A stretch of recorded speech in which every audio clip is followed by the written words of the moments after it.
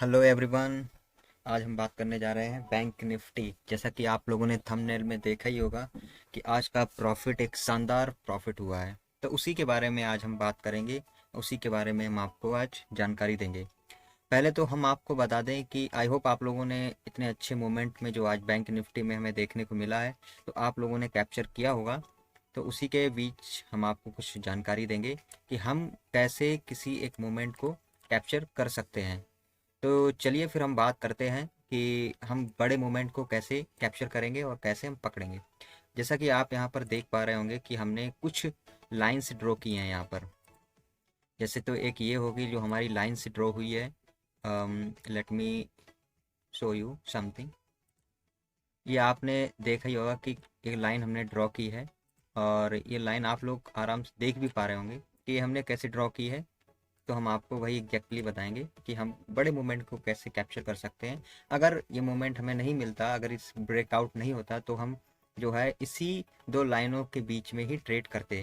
तो पहले तो हम आपको दिखाते हैं कि कल मीन्स जो पिछले सेशन में जो हमारी मार्केट की ओपनिंग हुई थी, तो वो हमारा सपोर्ट हो गया।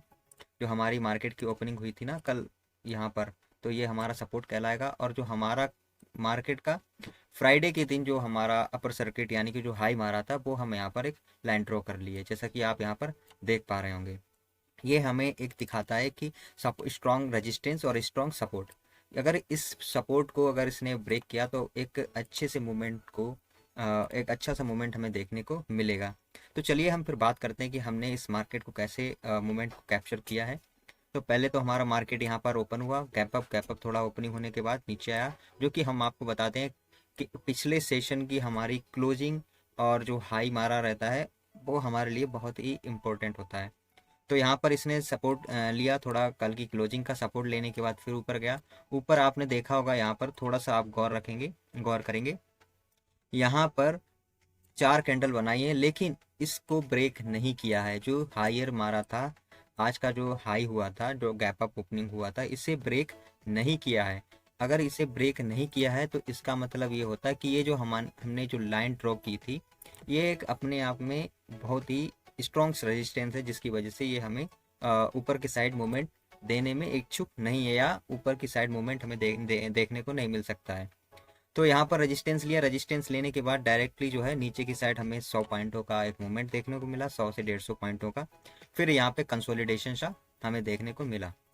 लेकिन आपने थोड़ा सा गौर किया होगा, पहले एक ये हाई मारा, फिर एक ये हाई मारा, फिर एक ये हाई मारा, लेकिन किसी भी हाई को इसने ब्रेक नहीं किया है। तो इससे ऑटोमेटिक हमें एक इंडिकेशन मिल जाता है कि आज के सेशन में सेलर जो है वो हावी है बायर के ऊपर। तो यहाँ पर एक मोमेंट हमें ऐसे ही पता लग जाता है कि हमें बिकवाली करनी होती है और बॉटम से खरीदारी। लेकिन अब यहाँ पर हमें आज के सेशन में सिर्फ बिकवाली ही करनी थी। वो कैसे? आपने थोड़ा सा देखा होगा कि पिछले जो हमारा हाई मारा है, उसी की हमने एक जो है ट्रेंड लाइन ड्रॉ कर ली है। ट्रेंड लाइन जो कि यहाँ पर आप देख ही पा रहे होंगे। ट्रेंड लाइन हमें एक इंडिकेशन दिखाती है, एक डायरेक्शन देती है कि हाँ मार्केट जो है किस साइड को मूवमेंट दे सकता है, किधर साइड की मूवमेंट दे सकता है। तो यहाँ पर आप देख सकते हैं ट्रेंड लाइन हमने ड्रॉ की थी, ट्रेंड लाइन ड्रॉ की। अब जब भी मार्केट यहाँ पे टच करेगा तो इस ट्रेंड लाइन को रिस्पेक्ट करेगा। अब मार्केट ने जब भी इसे टच किया, मार्केट नीचे की साइड आया है। अब यहाँ पर आप कोई सा भी देख लें, 4 बार टच किया, 4 बार ही नीचे आया। और जो हमने स्ट्रॉन्ग जो सपोर्ट ले रखा था यहाँ पर, और मार्केट ने सपोर्ट को जैसे ही ब्रेक किया, वैसे ही हमें एक बहुत ही शानदार मूवमेंट देखने को मिला है। और ये शायद ही आप लोगों ने कैप्चर कर पाया होगा, क्योंकि ये वन वे एक मोमेंट था कि हमने किसी ने एक्सपेक्ट नहीं किया था कि ये मोमेंट इतना शानदार हो सकता है, जो कि यहाँ पर एक बहुत ही शानदार हमें मोमेंट देखने को मिला। चलिए अब बात करते हैं कि कल के सेशन में हम कैसे ट्रेड कर सकते हैं। तो हम आपको बता दें, अगर मार्केट यहाँ कहीं पे गैप अप ओपनिंग होता है, मार्केट अगर यहाँ कहीं पर गैप अप ओपनिंग होता है, तो अगर शूटिंग स्टार कैंडल बनाने के बाद, एक दो कंसोलिडेट होने के बाद, एक दो कैंडल बनाने के बाद यहीं पे शूटिंग स्टार कैंडल बनाता है, तो हमें नीचे की साइड एक मूवमेंट देखने को मिलेगा। अगर ये मार्केट गैप अप ओपन होने के बजाय ये गैप डाउन अगर ओपन होता है, तो हमें यहाँ कहीं पे, तो हमें एक बाइंग कैंडल का जो है एक मूवमेंट का वेट मीन्स बाइंग कैंडल का वेट करना है। अगर ये हैमर कैंडल बनाता है, तो हमें जो है इसी का लो को स्टॉप लॉस लगा के और यहाँ पर ट्रेड करना है।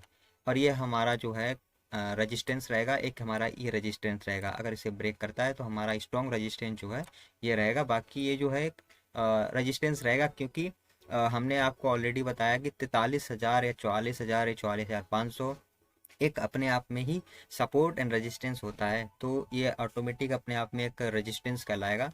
लेकिन रिस्क को मैनेज करते हुए ही आप अपने ट्रेड एग्जीक्यूट करें। आई होप आपको वीडियो पसंद आया हो। अगर वीडियो पसंद आया हो तो लाइक एंड सब्सक्राइब करें। Have a good day.